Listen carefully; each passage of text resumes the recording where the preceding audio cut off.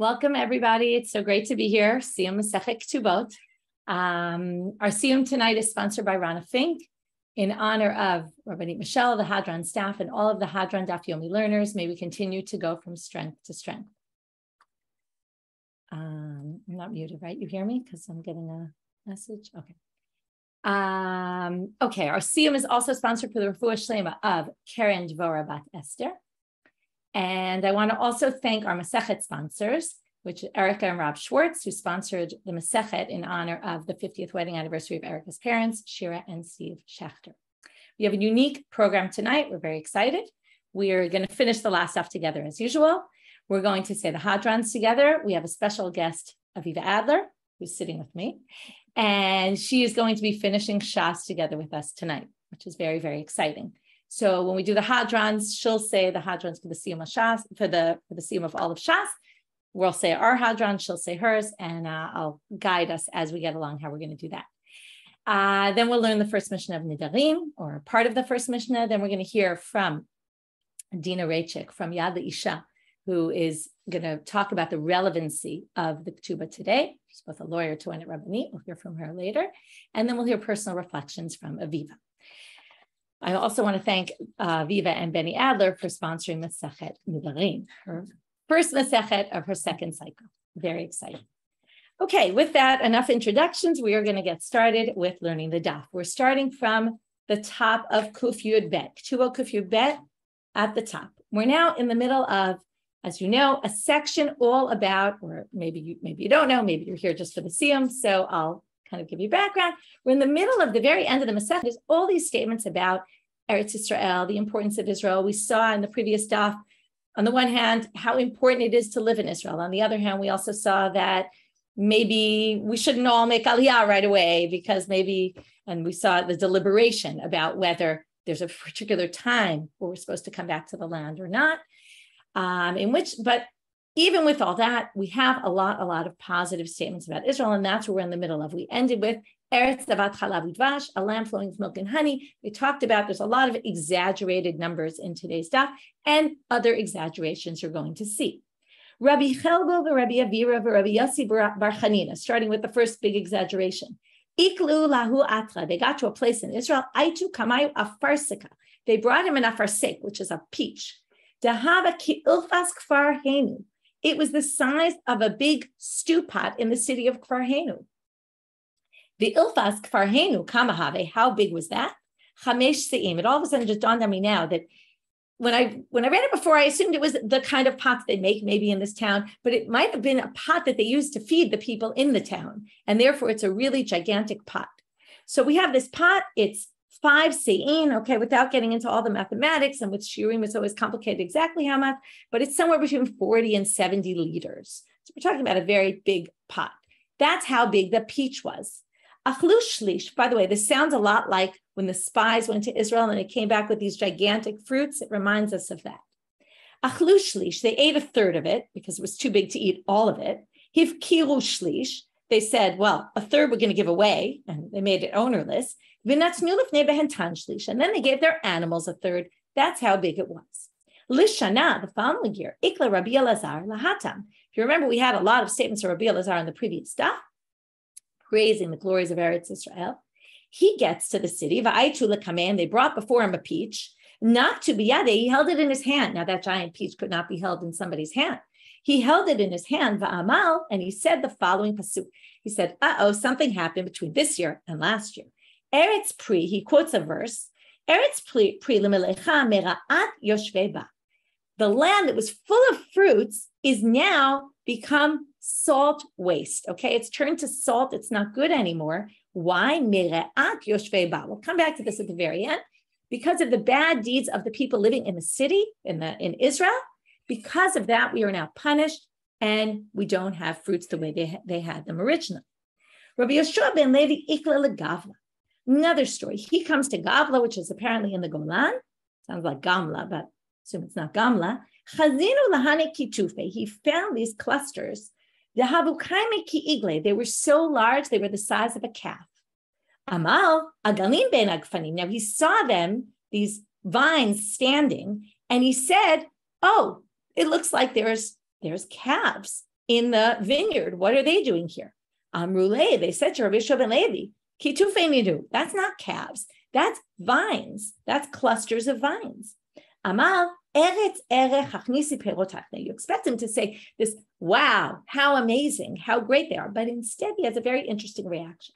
He says, the land, please bring your fruits back in. Don't bring forth so many fruits. And it's a very difficult line to accept. Who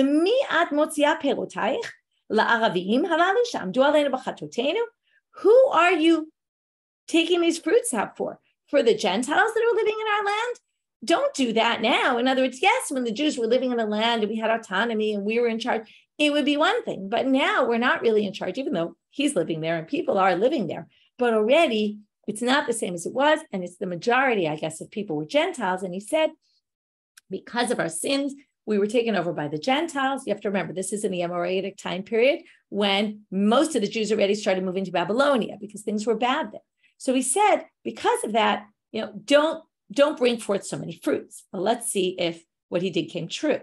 Well, Lishana, the next year, Ikla Rabbi Chia lahatam, Rabbi Chia gets there. Chazinu davakayne ki'ize. He saw the vines standing and they were tall as goats. Now that's already much smaller than calves. He said, are there goats in the vineyard? They said to him, now, instead of saying those aren't goats, those are fruits, they were worried that if they said those are fruits, what's going to happen? He's going to make some curse, right? Like Rabbi Yeshua ben Levi did. So instead of answering him like that, they said, Zil, go. Lo ta'avelan ki chavra. Don't do to us what your friend did. Because your friend cursed us. And now look at our fruits. They're not the way they were last year. Please don't open your mouth. By the way, this is a lot, in my mind, a reference to what the next Masechet is all about being careful when you open your mouth and what you say and promises you make, you're going to have to keep to them. So keep that in mind as well. Tanu Rabbanit. Now we're going to quote a bright. B'birchotea shel Eretz Yisrael, beit se'ah oseh chameshet ribo kurim. A beit se'ah, which is a size of a field, which is about, again, these numbers range. I'm going to give you the average instead of getting into too many details. Approximately 650 square meters. Okay, a field that size produces chameshet ribo kurim, 50,000 core. Okay, that's a lot. Okay, 50,000 core. I'm trying to remember. I kind of did the math. Maybe I got to around 10,000 liters worth or something. Was that? Unless I didn't even multiply it. I think that's what I got to. Anyway, it produces a huge number. But now they say the following. How do we get this? So now we have to do a long mathematical calculation, which is actually much easier to do from the end to the beginning. Okay, so we're going to go to the end and then go back to the beginning. Okay, I see someone's writing it's 5. There's actually an error, as far as I can tell. I'm very confident about it in the Koran that says 5,000. It should be 50,000 because like Shishim Ribo is 60 times 100, right? It's 10. Ribo is 10,000. So Chameshet Ribo should be 15,000. There's actually a mistake in the Koran. If somebody wants to write to them, they can. I checked Safari to see if they had fixed it, and they hadn't fixed it either. So, but it seems to be an error. Okay, now. It's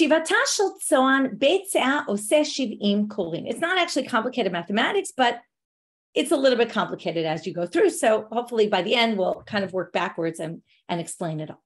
Soan was a place in Egypt. Now, this was a known fact that they're going to say, in Soan, a Beit Se'ah makes 70 core. Okay, we want to get to 500,000 core. So now we're starting with Soan, a Beit Se'ah produces 70 core. Tanya, how do we know this? Well, now we're going to have to figure out how do we know this. It's not like a fact on the ground. It's going to be a fact that we're going to derive from a bright. Tanya, Amar Rabbi Meir, Ani ra'iti b'bik'at Beit Shan. Okay, here we finally get, I saw. Where did I see in Beit Shan? Beit Shan, we all know, is in Israel.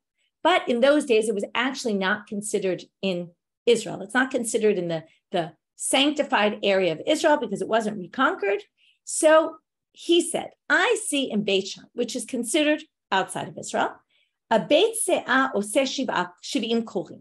Okay, so he basically says, in Beit Shan, a place outside of Israel, one Beit Se'ah produces 70 kurim. How do we know that it's the same thing in Soan? Because he says, Eretz Mitzrayim is the greatest of all the lands. How do we know this? Shene'emar, Kigan Hashem, there's a pasuk from Breshit, with Lot, it comes up. Kigan Hashem ke'eretz Mitzrayim. Like the God of God is Egypt. Egypt is considered a land full of plenty. How do we know this? Because there's a lot of kings or princes, important people. The sarim, which are the important, the prominent people, were in Tzoan. That must be the best land. There's no worse, rockier terrain, not arable land in Israel more than Hebron. How do we know this? That's why the burial plots are there, because they couldn't grow land, so they turned it into burial plots, right? We all know the whole deliberation these days about having cemeteries versus places for people to live. So this was a good solution. Well, it's not good land anyway. Now, so we have Tzoan, which is the best, Beit Shan, which is considered outside of Israel. The facts on the ground are the Beit Shan produces 70 core from a Beit Se'ah. We're going to assume Tzoan is like that because it's at least as good as any other place like that. Then we have Hebron. Now, Hebron, we're assuming is going to be worse because it's worse land. On the other hand, it's in Israel. So, it produces 7 times the amount of Tzoan. How do we know this? Dichtiv, and you're going to not really believe this because it's not really what it says. Hebron was built 7 years before Tzoan Mitzrayim. It was built 7 years. That doesn't mean it was 7 times the produce. It produced 7 times the produce. But they say the following. It can't possibly mean simply that Hebron was built 7 years before Tzoan. Why is that? My nivnita. What does it mean it was built? If you think it was really built 7 years before, nobody builds a house for their younger son before they build a house for their older son. And what are the sons of Ham? Cush, Mitzrayim, Put, Ukenan. Now, Hebron was in Canaan, and Canaan was the younger brother, and Mitzrayim was the older brother, not the oldest, but older than Canaan. So it can't possibly be that Hebron was built before Tzoan, because that's just not the way things worked in those days. And therefore, it must be, it must be 7 times the amount. So from there, we get that. Okay, now let's do the math. 70 core in Beit Shan. We assume Tzoan is the same. Multiply that by 7. You get 490. That's how much it was in Hebron. And now they say, it was 7 times, so it was 490 in Hebron. Now they say, that's poor quality land. So you can imagine, you would expect them to go up a lot, but they just go up another 10, and they say, 500. Okay, 500. Okay, that only got us to 500. We need to get to 50,000. Well, that's not when the land is blessed. When the land is blessed, remember the end of that sentence? Mea Sha'arim. That's where the area, Mea Sha'arim in Jerusalem, gets its name from. So now we have, right, Mea Sha'arim. What does that mean? 100-fold. 100-fold times 500 gets you to 50,000. Further proof that it's a mistake there, that it's not 5,000. Okay. With there, that was a little bit complicated, but we got to the fact that we're assuming that it produced 50,000. Tanya Amar Rabbi Yossi, Se'ah b'Yehuda ta'osa 5 sa'im. One se'ah in Judea would produce 5 se'im of flour. Se'ah kemach, se'ah solet. Okay, one is regular flour. Then we have solet, which is fine flour.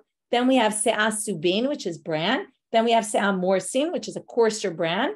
And then we have se'ah kibura, which is, according to the Koran, we usually go with these words, I hope I'm pronouncing it right, kaibarium, maybe cybarium, it's with a C, but soon because of kibura, it's pronounced that way. I've never heard of that word, but it's another type of flour. I'm sure there's some of you who are familiar with it. Anyway, these are 5 flours that are produced. From the one se'ah, you can produce a lot of flour because, again, everything is much larger than life. Amar le'ahut Tzduki leRabbi Chanina. Tzduki comes along and says to Rabbi Chanina, it's a bit of a strange line, and why it was said by Tzduki. Some people think it was actually a heretic and not one of the Sadducees. In any case, he says to him, it's great that you're improving the land. You're doing an excellent job improving the land. My father left me from your land, basically, right? Because what we have here is an outsider. That's the main idea here. So we have an outsider, which is why saying it's Tzduki. It's true that Tzdukim were a little bit outsiders with the Prushim, but they weren't outsiders enough to really have a story like this where they're an outsider. Heretic maybe makes more sense, where the heretic is admitting how great the blessing is of the Jews in the land. So he says, my father left me some land from there. Mimena meshach, I got oil from there. Mimena chamal, I got wine. Mimena ibur, I got wheat, grains. Mimena kitniot, legumes. Mimena ro'ot miknati, and I even have lamb for my animals to graze. So look how great your land is. Now we have Amar Le'ahu bar Emorah. We have an Emorite. Okay, the Amorites were the people who lived in the land, one of the 7 nations that lived before we conquered. This seems to be a conversation that theoretically took place way back when Joshua came in and they started conquering the land. He says, Lebar Aradi Israel, to one of the people living in Israel at the time, one of the Jews, hi talta, this palm tree, the kaima agudid diyardina, that's by the banks of the Jordan River. Kama gadaritu mine, how many dates does it produce? Amarle shitin kore, says 60 core, which actually sounds like a lot. But Amarle akate, the Amorite says to him, akati lo ailitu ba achrivtua, you haven't even fully conquered the land. That's why this sounds like we're talking about way back when. You haven't even fully conquered the land and you've already destroyed it. Why is this destroying it? It's like saying, right, I'm better than you. When I was living in the land before you came and took it away from me, and you haven't even finished conquering it from me, and look what's happened. It went down from 120 quart to 60 quart. To which he responds, oh, I thought you only meant the right side of the tree. If you want to include the left side, then yeah, 120, no problem. Amar Rav Chisda, my tertiv, I give you this very special land, which is the nachala of tzvi, the deer. Seems a little out of place. Lama eretz Yisrael nimshala l'tzvi. Why are we compared to the tzvi, to a deer? Lomar lach, ma tzvi ze ein oro machzik b'saro. If you take off the skin and it has some meat on it, what will happen to the meat? It will dry up. Af eretz Yisrael eina machzeket perotas. So just like the skin the hide can't keep the meat, the flesh, also Israel can't hold all its fruits. Now, it's a very different analogy here, but the idea is that there's so many fruits produced in Eretz Israel, there's not enough space to store all those fruits. Okay, even then, right, space issues in Israel. Davar acher, matzvi kal mikol hachayot, af Eretz Israel kala mikol ha'aratzot levashel et perotah. A different interpretation is that tzvi is the fastest animal, one of the fastest. Because of that, the comparison is that Israel, its fruits ripen super fast. So then the Gemara comes with a very classic Gemara type of response. Wait a minute. If we're making a comparison, and here they almost sounds like they're doing a halachic comparison, we're making a comparison between Israel and the deer. Well, then let's take it all the way. It's very light and it's very lean. So af Eretz Yisrael, kala levashel, so it's quick and light and everything ripens very quickly, but ein perotash meaning that then you'd have to say that its fruits are not very fat. Talmud Lamal, zavat chalav udvash, because it says zavat chalav udvash, from here we learn it is not similar to the tzvi in that way. Shmenim mechalav u'metukim midvash, they're fat and full from the milk and sweet like honey. Rabbi Elazar, when he went on Aliyah to Eretz Yisrael, remember we always think of him as Eretz Yisrael. Apparently he went on Aliyah to Eretz Yisrael. He said, Paltali michada, I've been saved from one of the curses. There's a verse in Yechezkel, which we're going to quote in a minute, which talks about 3 things that are going to befall the Jewish people. It's really talking about the false prophets among them. And he basically says, I did each of those 3 actions that they were cursed, that were not going to happen to them. And as a result, I've succeeded in not having those apply to me. So one of them was obviously going to Israel. So he said, I did that one. Kisamchuhu, when he got smicha for the Rabbanut, amal palti limitarte. Now I've got the second one, right? I've been saved from the second. Kiodvinu b'soda ibor, when he sat in the council of the rabbis, when they decided the calculations of the calendar, then amar palta limitlat. And then I've been saved from the third. Now we get to this pasuk.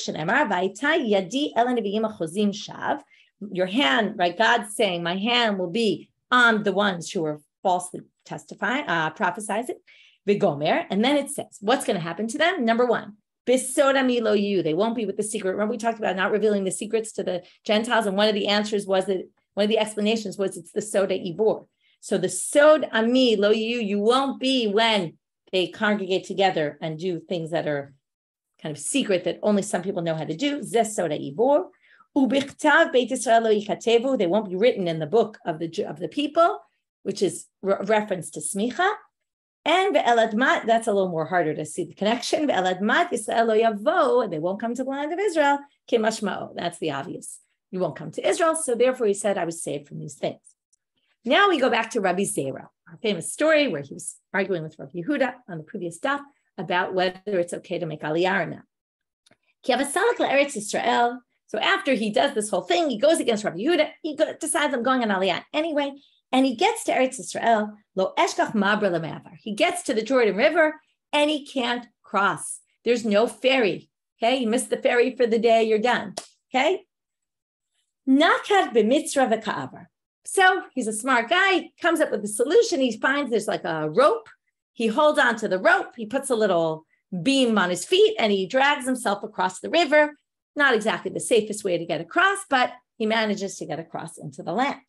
Amar le'ahud Stuki. Again, it's Stuki comes up to him and says to him, Ama Peziza, you hasty nation.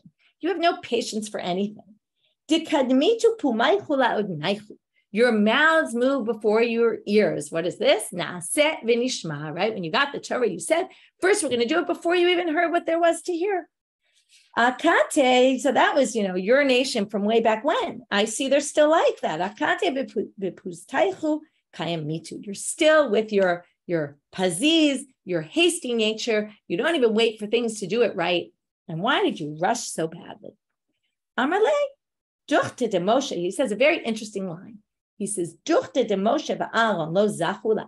A land that Moshe and Aaron, the great leaders of our nation, didn't manage to merit to come into this land. Ana miyemer dezachinala. How do I know that I'm going to? So basically he said, I'm not missing my opportunity. I'm not waiting till tomorrow. Maybe tomorrow something will happen. Just like Moshe and Aaron didn't make it, I don't want to end up like that. If I have an opportunity, I'm going to take it and I'm going to make it into the land. So what one person looked at was a negative thing. He flipped it into saying, no, it's my desire is so strong to get to Israel that I'm willing to do anything it takes. Now we're going to have other rabbis that treated Israel with the greatest of reverence. Rabbi Abba Menashe Kipi Da'ako. He kissed the stones. Some people say it's almogim, coral. It's the stones of Akko, the coral of Akko. Rabbi Chanina Mitaken Mitakle. He fixed potholes, problems, right? That somebody might stumble somewhere. He made sure that nobody's going to stumble in the land of Israel. That was what he spent his time doing. Right? Like people who like to fix up things that are broken in Israel. Rabbi Ami, Rabbi Asi. Kaime mishimsha l'tula mitula l'shimsha. This is one of my favorite lines. They moved from the sun to the shade and the shade to the sun. If it was a hot day out, they would make sure to be in the shade. If it was a cold day, they make sure to be in the sun. Not just because it was more comfortable that way, but because they didn't want to be baking in the sun in Israel or freezing cold and then start complaining. It's so cold here, and God forbid say anything negative about the land of Israel, right? Halavai aleinu, as we say, right? We should all have such reverence for Israel that we don't complain about whether it's the weather or many other things that unfortunately there are to complain about. But this is a good lesson to be learned about not complaining, about trying to always see the good in Israel. Rabbi Chia bar Gamda min gedar ba'afra. He would roll in the dirt. Shene'emal ki ratzu avadecha et avaneh ve'et afara yichonenu. Ki ratzu avadecha et avaneh. They wanted so much. They desired the stones and the dirt they loved. Amar Rabbi Zera. Before we get to the end, this often happens at the end of prophets, books of prophets. All of a sudden, it's some terrible thing is about to happen. So after all these beautiful statements about Israel and how great it is, all of a sudden we have a statement about what we made reference to the other day about the Chevlei Mashiach. Before the Mashiach is going to come, it's going to be very painful. Amar Rabbi Zera, Amar Rabbi Yirmiyah bar Abba, Dor Sheben David Ba, the generation where the son of David will come, the Mashiach will come. Kategoria b'Talmidei Chachamim. Specifically, we always see Talmidei Chachamim at the end of Masechet, right? We all talk about the value of Torah. Well, specifically, they're going to get attacked, indictments against them. Ki amarita kamei d'Shmuel. When I said it after Shmuel, Amar Tzeruf achar Tzeruf. It's going to be bad things upon bad things are going to happen. Shneimar ve'o ba'asiriyah. There'll only be a tenth of the people, and then after that, b'shava v'aytal be'er, even that will get destroyed. Tana of Yosef, Bazoze, Ubazoze de Bazoze. It's going to be people are going to come and take the spoils, and then people will come take the spoils from them, and it's going to be one after the other. Now, just like books of prophets end often with something negative, they always have to end with the positive. And we'll end with this last line. Atidin kol ilanei srak shebe'eretz Israel, all the non-fruit-bearing trees in the future in Israel, anu perot, they will grow fruits. It sounds like something that couldn't possibly be. Shene'emar ki eitz nasa piryo te'ena v'gefen natnu chelam. Now notice there's eitz in the first part of the verse and te'ena v'gefen. Now te'ena and gefen are fruit-bearing trees. So what is eitz if not a non-fruit-bearing tree? And the pasuk says it will also bear fruits. So I think what's happening at the end of this daf, I had some thoughts about the ideas of what's going on in these last few pages, and particularly in this last daf. So what I wanted to talk about is that if we connect to the Masechet in general is Ketubot, talking about husband and wife. Now, we all know that very often the relationship between us and God is compared to the relationship between a husband and wife. So I think what's going on here is there's three types of relationships. There's one, husband and wife, which we've been talking about the entire Masechet. One is our relationship with God, and the third is our relationship with the land. And I think what the last part is getting at, we had a lot of ping-ponging between, everything's amazing in Israel, but then wait, the fruit shrunk because the people were sinning, and that the relationships, all these three relationships are relationships, as we call them. And a relationship needs to be worked on, and it needs to be treated properly, right? In a relationship, we had that whole thing that I loved yesterday, 2 days ago, about the smiling, right? God smiles down on us and makes us feel good, right? It's all about treating the relationship properly. And when we treat our spouses properly and the people around us, our friends, our family, and we have a good relationship with God, we do what we're supposed to be doing, and we treat the land properly, then I think this last line of gives us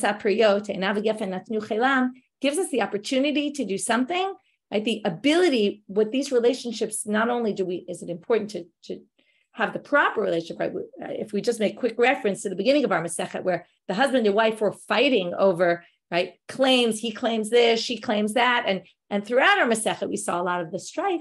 But if it's done properly, the ability to take this and take it to the next level and go beyond, right, to do what we call the bilti efshari, what seems impossible, all of a sudden becomes possible, because that's what relationships allow us to do. They allow us things that we can't necessarily do on our own. With a relationship, we can go way beyond that. So whether it's a relationship with our spouses, with our families, with our friends, or with God and with the land of Israel, the possibilities are endless. And it's a very nice way to end our Masechet. So now we're going to say the last words, Hadran alat shnei dayanei gzerot, uslika la Masechet Ketubot. So now we're going to put up the Hadrans. The way we're going to do it today is a little bit different. We're going to have, do it like this. We're going to say the Hadran 3 times together, the first paragraph. Then Aviva, who's finishing all of Shas, is going to say, it has a few extra words in it. It includes not just Masechet Ketubot, but Talmud Bavli. She'll say that. We'll all be quiet while she says that, and then we'll go back and say the rest together. So here it goes. Hadran alach Masechet Ketubot v'Hadra chalan. Da'atan alach Masechet Ketubot v'Da'ata chalan. Lo nitneshe minach Masechet Ketubot v'lo titneshe minan. Lo ba'alma haden v'lo ba'alma da'ate. Hadran alach Masechet Ketubot v'Hadra chalan. Da'atan alach Masechet Ketubot v'Da'ata chalan. Lo nitneshe minach Masechet Ketubot v'lo titneshe minan. Lo ba'alma haden v'lo ba'alma da'ate. Hadran alach Masechet Ketubot v'Hadra chalan. Da'atan alach Masechet Ketubot v'Da'ata chalan. Lo nitneshe minach Masechet Ketubot v'lo titneshe minan. Lo ba'alma haden v'lo ba'alma da'ate.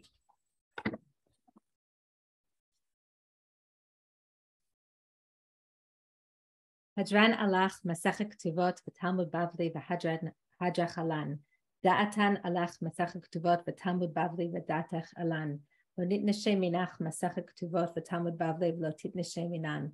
Lo ba'alma haden v'lo ba'alma da'ate. Hadran alach Masechet Ketubot v'Talmud Bavli v'Hadra chalan. Da'atan alach Masechet Ketubot v'Talmud Bavli v'Da'ata chalan. Lo nitneshe minach Masechet Ketubot v'Talmud Bavli v'lo titneshe minan. Lo ba'alma haden v'lo ba'alma da'ate. Hadran alach Masechet Ketubot v'Talmud Bavli v'Hadrach Alan.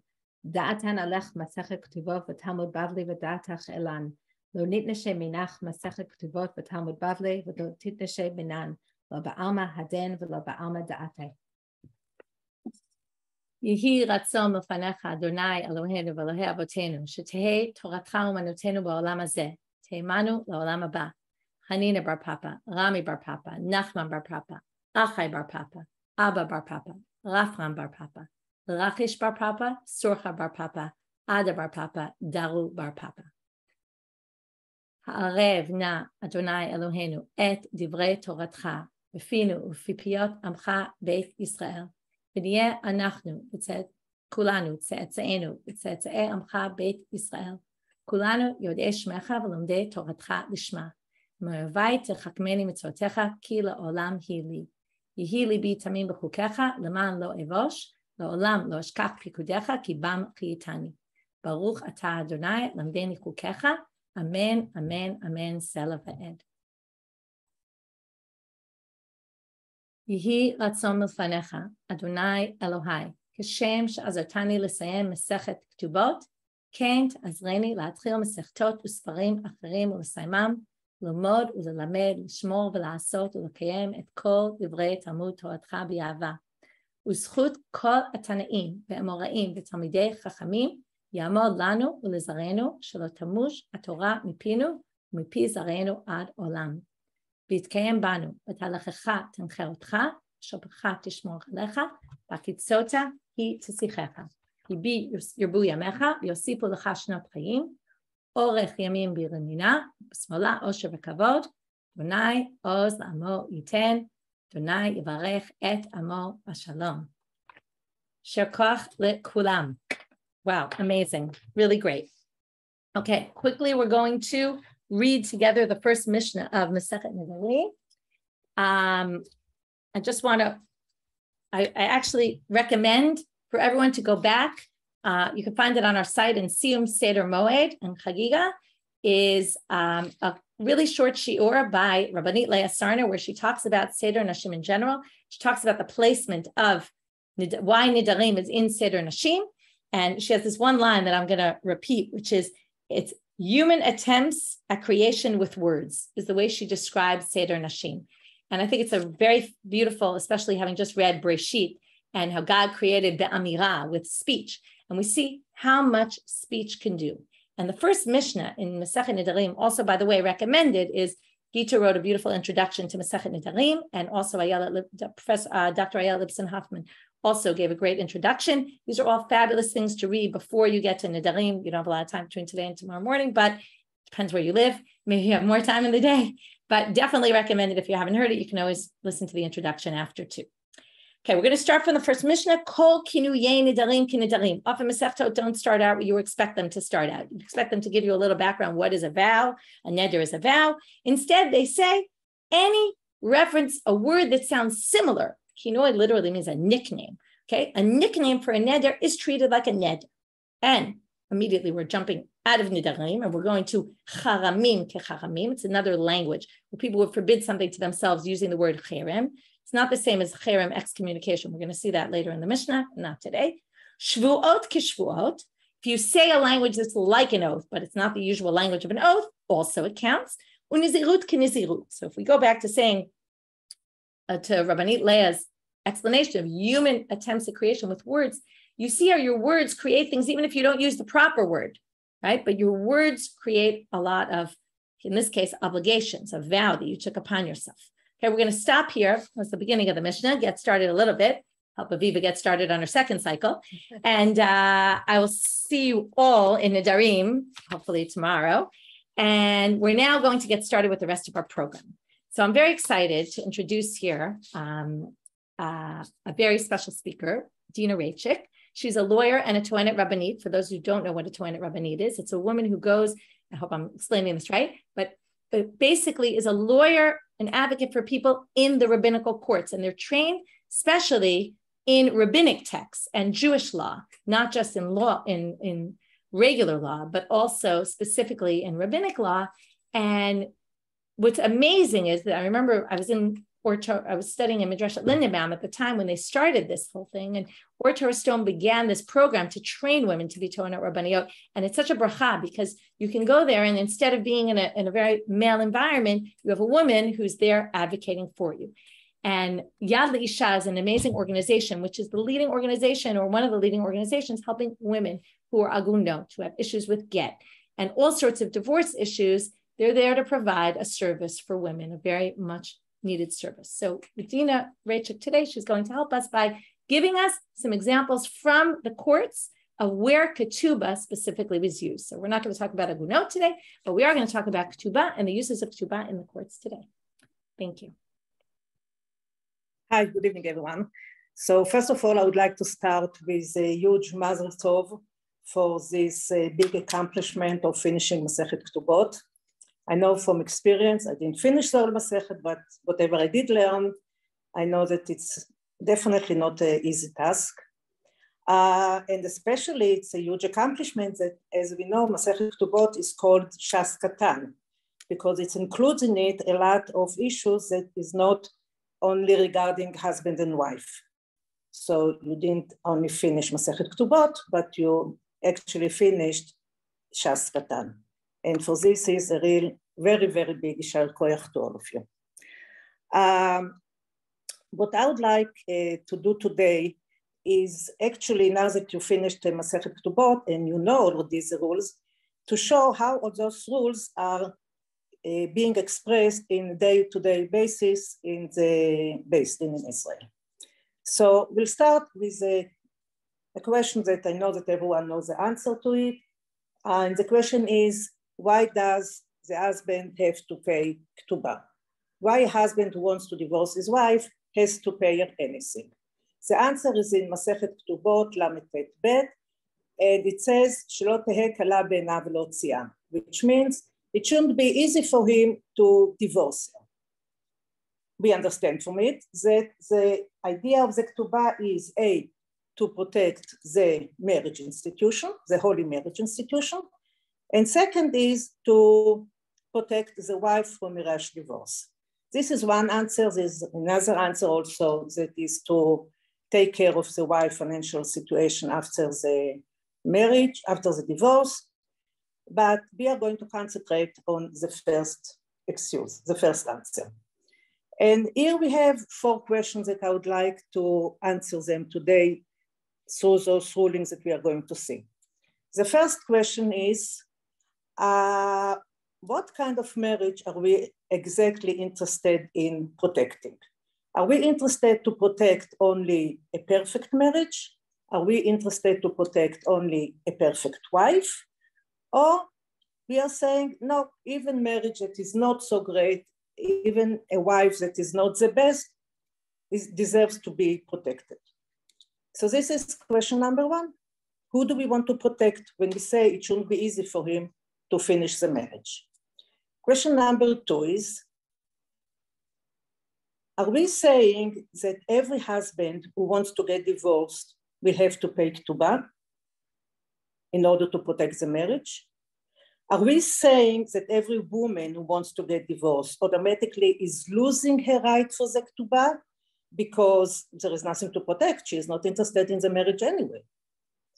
And the last question that I would like to bring up is what happens if both parties are interested in getting divorced, what we call mordim zalze.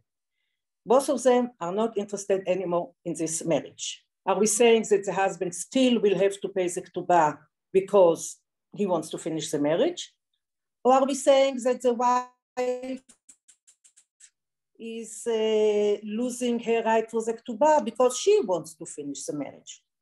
So those are the 4 questions that I really would like to answer tonight. So we'll start with going to the first ruling of Beis Din. This is Psak Din 9228, 21-2, and this is from 2008. We are speaking here about a couple. They are married for 4 years. They have 1 child. In our case, in this case, the husband is the one who is filing for the divorce. In the first hearing of the divorce, he explained himself that his life with his wife are very difficult. She's always angry, she screams, she yells, she throws things. She really has very bad outbursts. She's sometimes out of control. She even hit him once, and he suffers a lot in this marriage, and he wants to end it. On the second hearing, he came and he said another thing, that it just came to his knowledge that before the wedding, his wife was hospitalized in a psychiatric hospital with mental issues. The wife did not deny it, she admitted, but she claims that it happened only one time. She went through a major crisis and that's why she had to be hospitalized. But since then, she's perfect. The Beis Din requested the medical reports from the hospital, and it turned out that the wife was not hospitalized once. She was hospitalized 4 different times with 4 different outbursts that she had. And in the last report, the hospital says that one of the symptoms of her disease is that she is getting out of control and she's getting very angry. And what we are saying, she's losing it. So now the Beis Din had a question in front of him. One thing is her health situation considered a mum? Now, we know that if the wife had a mum before the wedding, a mum that the husband couldn't have known about it, and she did not tell him, and he finds out about it later, he deserves to divorce his wife and not paying the Ketuba. So the question was, is this considered a mum? And after debating this question, the Beis Din came to the conclusion, yes, this is a mum, because emotional, psychiatric issues by a person is something that people are very worried about it, they are very scared about it, and they're even ashamed of it. So there's no question about it that this we will call a mum, a defect in the woman. But then came the other question, okay, but now she's already doing well for many years. She didn't have any other attack. So could be this is a mum that she already is cured from, and it's only something in the past? Or is it something that we consider that she still has a mum and is entitled to divorce her? And here's the Beis Din says, because actually the first reason that the husband came to us was her anger attacks, and because we know from the medical reports that those anger attacks are a symptoms of the sickness that she has, so obviously she's not cured completely from her sickness. The mum still exists, and the wife has to divorce, and she lost the right for the Ketuba because she misbehaved, because she had a medical situation which she had to report to the husband before she got married, and she did not do it. So that's case number 1. Case number 2 is file number 1170551/5. This is from 2022. Here we are talking about a couple that they are married for 3 years and they have 1 child. In this case, the wife is the one who started the procedure. She claimed that her husband is a heavy drug smoker. He also drinks a lot of alcohol. When he's under influence, is completely out of control. He curses, he yells, he throws stuff. He's becoming really violent, verbally and physically violent. And in one occasion, he even broke her hand. And for which case, there was a criminal indictment against him. Just to mention that the criminal law did find him guilty on that case of breaking her hand, but they said that this is considered a low level of violence. Okay, so now they come in front of the Beis Din. The wife says, I want my get because he's very dangerous and he's completely misbehaving. And he claims that the situation is not as bad as she is describing it. And even the the secular criminal court in Israel said that it was in a low level of violence, and it did not want to get divorced, definitely not to pay the Ketuba. The Beis Din gave here a very, very clear ruling. And in their ruling, they were saying that if the reason for filing for the divorce is because of the husband's misbehavior, there is no question about it that the woman deserves to accept her get and her Ketuba. And even if we will say that it's in a low level of violence, it doesn't make a difference. Even low level of violence combined together with verbal violence creates a situation where the wife cannot continue with this kind of life. She is entitled to ask for a divorce and she's not losing her Ketuba.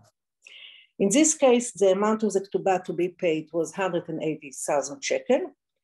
The Beis Din said that really the husband should pay the full amount, but they decided to take into consideration that it was a very short duration of marriage, only 3 years. The husband was by that point already remarried, he had another child, his financial situation was not so great. He was paying this first wife high child support, so they decided to put the Ketuba on 90,000 shekel, which the husband had to pay the wife. So what we see just from those two cases that we went through now is that not necessarily if the husband is the one to be blamed, he's paying the Ketuba, and not necessarily if the wife is asking for the get, she's losing the Ketuba. Really, the question is always whose fault is it that the marriage is over? And the question of who started the procedure, it's only to say on whom lies the burden of proof. If the husband opens the procedures, he has to prove that he does not have to pay the Ketuba, that it was his wife's fault that they got divorced. If the wife starts the procedure, it's her burden of proof that she deserves to get the Ketuba, even so she is asking for the get, because it's her husband's fault. He is the one who destroyed the marriage. Last, I would like to go into a different case, case number 1299-28511, and this is from 2021. This is a case that actually came in front of the Supreme Beis Din in Israel. We have two levels of Beis Din here. We have the lower one, and we have the Supreme one. It's called in Hebrew, the Mechozi and the Gadol. We are speaking here about an appeal that came in front of the Supreme Beis Din, appeal of a woman that the lower Beis Din decided that she does not deserve to get her Ketuba of 540,000 shekel. The reason that the lower Beis Din decided that she lost the right of the Ketuba was the story was that the husband was the first one to file for divorce, but then at some point, probably after he realized that he's going to pay a lot of money, he decided that he is ready to try again some marriage counseling and to do shlom bayit. And they did go for some kind of therapy, but at that point, the wife decided she's not interested anymore in the marriage, and she filed now for the divorce and for the get. So the lower Beis Din said, we are going here according to the ruling of Rabbeinu Yerucham, the famous ruling that if both sides are interested in the divorce, which we are calling mordim zal ze, if both sides are interested in it and the wife is the one who filed for the divorce, in that case, she is losing the money.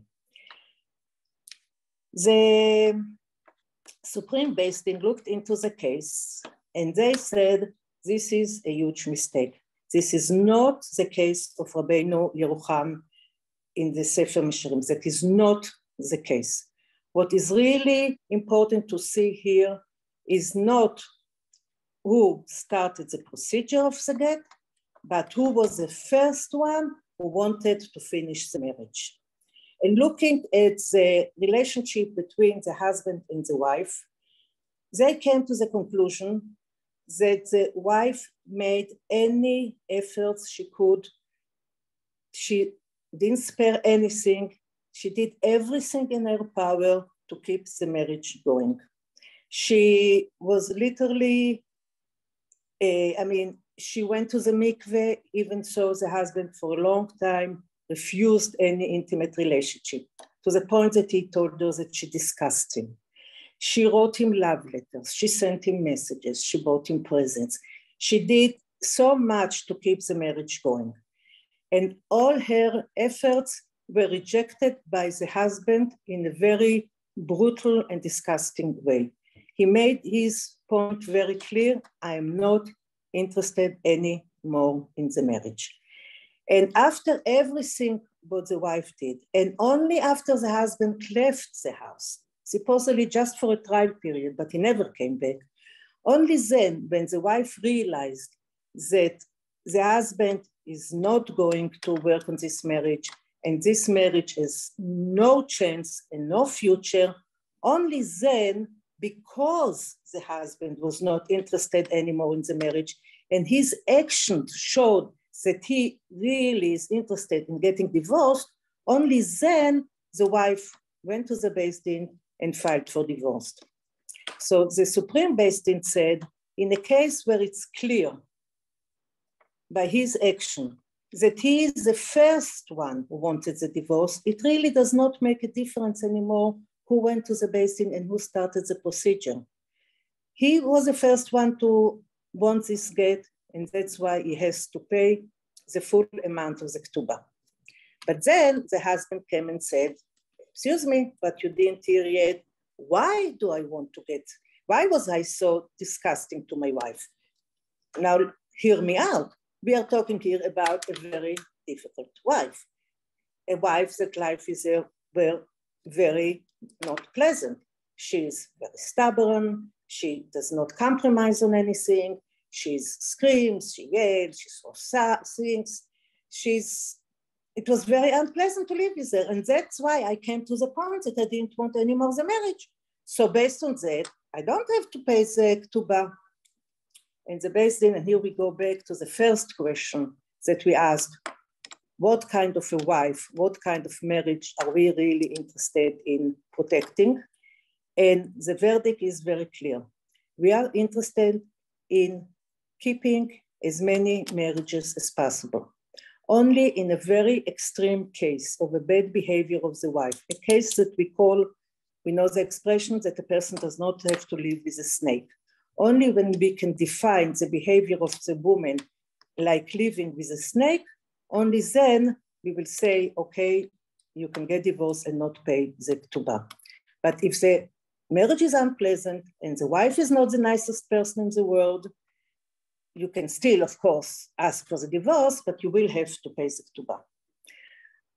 So actually, the ruling was that he has to pay the full 540,000 shekel Ketuba, but because the wife from day one made it very clear that she is ready to compromise on the Ketuba, so it's like she was giving up part of it, so the Beis Din came to some kind of a compromise. I'm not sure what the compromise is, it's not clear from the ruling of the Beis Din. So what we see here, it's a very clear 3 examples how the Beis Din is taking this issue of Ketuba in a very, very serious matter.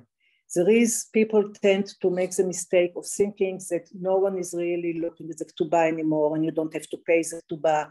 And it's only written in honor of the Kale under the Chuppah, but that is not the way the Beis Din is looking at it.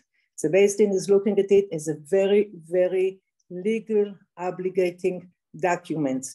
And the excuses of the husband, sometimes they come and they say, I was young, I didn't understand what I was writing, no one explained it to me, it was only in honor of the Kale, I never meant it. That will not be accepted. When a person signs a document, we assume that he knows and he is taking full responsibility to what he's signing himself. And that is one of the things that I wanted to bring out in this lecture. Everything what you learned is not theory. It's coming every day in front of the Beis Din, and in many times the Beis Din rules that the husband has to pay the full Ketuba. At this point, I want to thank everyone for asking me to speak for you. It was a great honor and pleasure to join you here tonight. And I wish you all a very big success on learning Masechet Nedarim. Thank you. Thank you so much. Wow, that was really, really enlightening, especially because I think I even said in class that I didn't really think that they use the Ketuba in the courts, and I stand corrected. So that's really, really important. Yes. And it makes us appreciate the hard work that you do every day, you and your staff, because those are complicated cases and heavy topic. Thank you very much. We're now privileged to have with us, as I said, the exciting part of our evening is a personal Siyum HaShas of Aviva Adler. She is a model for me and for many other people who know her. 7.5 years ago, actually, I probably started even earlier than that. Took a while to coax her to get to start learning, just so you know, which, by the way, is a good reason to walk out of this Siyum and start trying to convince your other friends, because they might look like no way, no how, but it might be them in 7.5 years finishing Masechet Ketubot. So first of all, I can't not say this, but Aviva Adler has 8 children, which, to think about how she took on this challenge with her 8 children, who many of them were still living at home. And it's really just something to be amazed at. And at the time, I was lucky. I was teaching in my home, and I got to see Aviva every day. And we got to really develop a beautiful friendship through learning, and which is something that I hope you all also appreciate, your friendships that you've developed through learning. There's nothing like that. And with enough introduction, I'm going to turn off to Aviva. Okay. Baruch atah Hashem Elokeinu melech haolam shehachayanu v'kimanu v'higyanu lazman hazeh. Finishing Shat is a personal triumph for me. It has been a 7.5-year journey, and I really cannot believe that I have reached this milestone. Since I started learning Daf Yomi cycle, mid-cycle, I am finishing with Masechet Ketubot. How fitting it is to finish Shas with this Masechet, as Ketubot is commonly referred to in the Talmudic world as the mini Shas, since it contains many of the topics discussed all over Shas, a kind of review of the past 7+ years. I would like to dedicate this Siyum in memory of my father, Joseph Kahana, Yosef ben Tzvi HaKohen v'Rachel Zichrono Livracha. My father was a mathematician, and he delighted in the proof theorem building that is the template of the Talmud. My father learned Gemara regularly, and he both loved to learn and to share it with us. I have memories of a 20-hour family road trip where the only soundtrack playing was Rabbi Daniel Weiss's Gemara Shir tapes. As a 10-year-old, you can imagine that this was less than thrilling, but to watch the joy on my father's face was worth everything. So I'm sure you are asking, how did I get started? My first encounter with Gemara was in the 6th grade at SAR Academy, where I was taught Masechet Brachot. I still remember the Gemara that was taught. We had a dynamic teacher, and the material really spoke to me. This initial spark was kept alive in my house, where Gemara Sugiyot were a common topic of conversation at our dinner table. In fact, when I started learning Daf Yomi, I was surprised by how many different topics I came across that sounded familiar to me.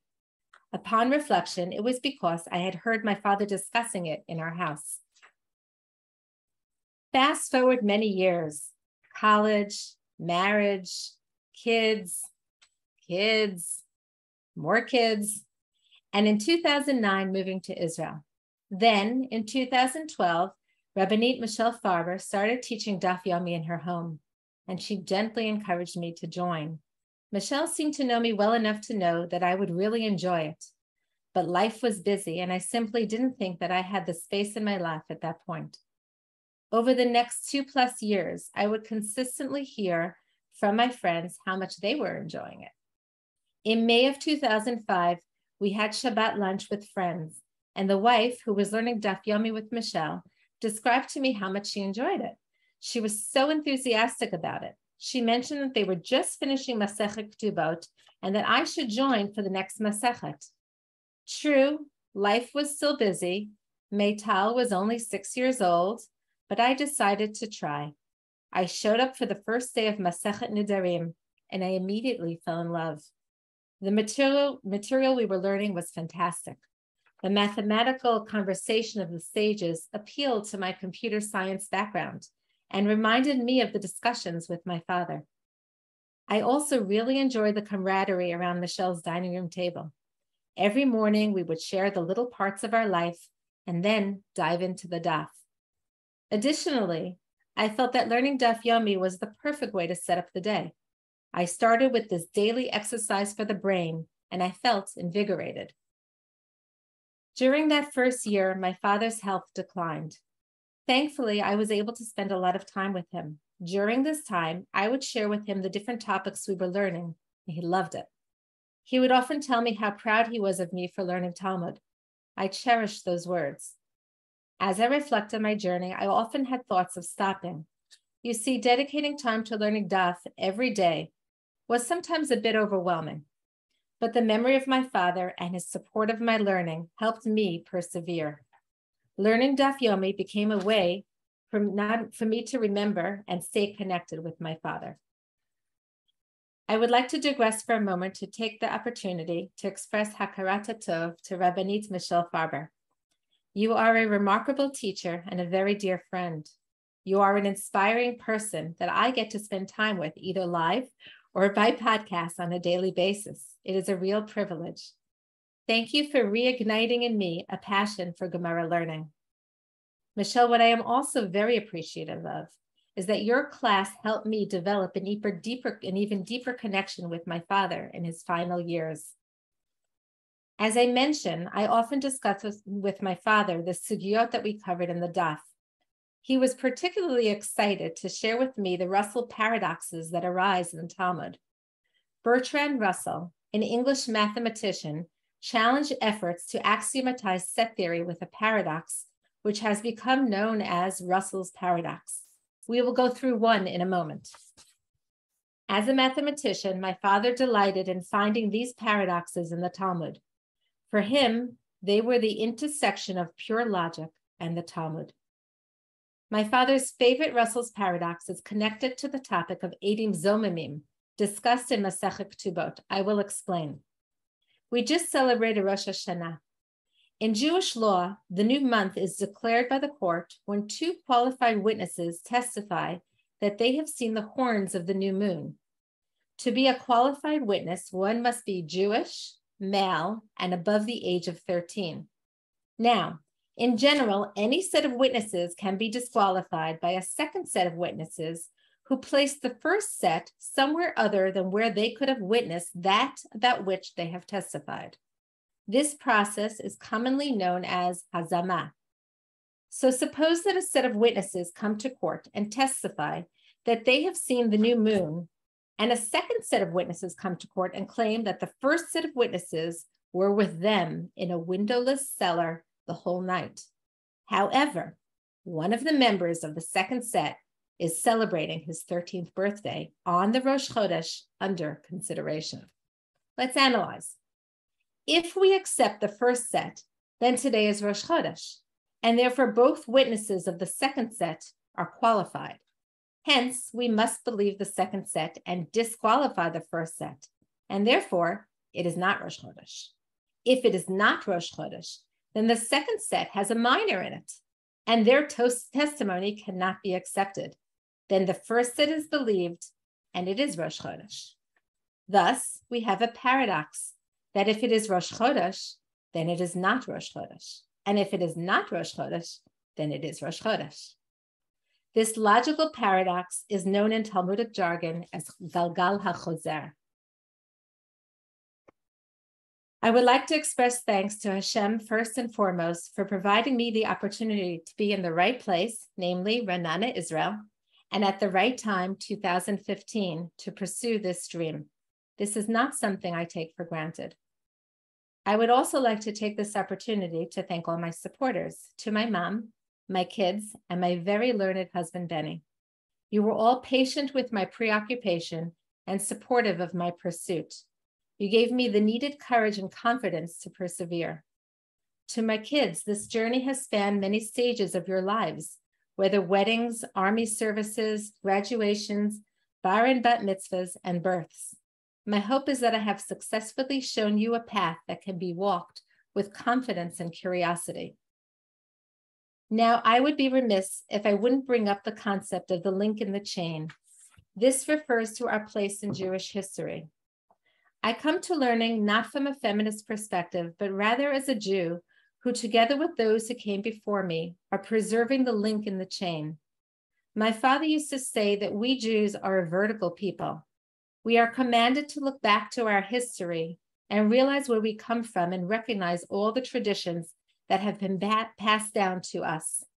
And in turn, we must look forward to our children and keep the chain going. It is with this in mind that I cherish the learning of the Talmud. Learning Talmud has invited me into the brilliant discourse and mathematical dialogue that takes place within its pages. It has broadened my understanding of Jewish halakha, and as such has enhanced my connection to our legacy. I have immensely enjoyed this 7.5-year journey, and I would highly encourage all of you to join me as I begin my second round. Wow. Mazel tov, Aviva. Thank you. Thank you for coming here to do it together. Very special for me. Okay, with that, we're going to finish our beautiful evening. I want to thank everybody for being here. I want to thank our wonderful speakers. I want to thank my wonderful staff, Mimi and Maggie, for making all of this happen, working hard behind the scenes to make sure that all of this works. The daily shir, the weekly shirim, everything, not just the Siyum, obviously. I want to also remind people, make sure it was here, we have bookmarks for Seder Nashim. So if you don't yet have them, you can email us at info@hadran.org.il. Okay, here are the bookmarks. They have terms that are unique to each Masechet. Some you'll see appear in a bunch of the Masechtot. A little checklist at the back. You can check off all the dafim you've done. So they're free. You can just write us and we will send them to you. If you ordered and you didn't get one, just came back from July, it was sent to Australia. So if you didn't get them, the mail is apparently pretty awful. I want to repeat what I said before about Aviva and using it as an example to convince other people to learn. You can do it in many ways, by conversations with people, by liking our Facebook page, by liking our Instagrams, by sharing things around, by commenting on Facebook. It's a great way to spread the word and have people hear about what the possibilities are. If you haven't yet joined one of our community WhatsApp groups, it's a great opportunity to meet other women who are learning and get together with people, or just communicate with people that live near you about the daf. If you're not on our email list, you should join our email list. Just a good review. Not everybody knows all the options that exist. And if you want to get the daily links and you don't get them, go to our subscribe page. Subscribe. You can listen by podcast. You can listen by YouTube, all different ways. Anyway, thank you all for being here, being part of this wonderful thing that we all are, each one of us on an individual level is responsible for. Thank you. Mazel tov, everybody. Good night.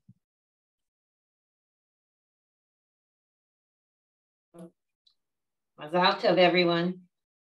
Good night. Mazel tov. Every Siyum is better than the one before. This was wonderful. Thank you. Thank you. Mazel tov. Yeah, thank you enough. Mazel tov. Thank you. This is wonderful. Very inspiring. Thank you. Mazel tov. Mazel tov. Beautiful, beautiful evening. Thank you.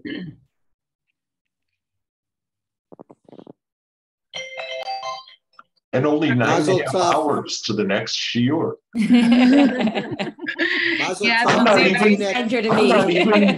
not even going to go to sleep. Yeah. See you tonight. Mazel tov from Teaneck, New Jersey. Great. Thank you. Mazel tov, everyone. I'm going to close it off. Mazel tov. And thank you, Maggie. Thank you, Maggie. Very welcome.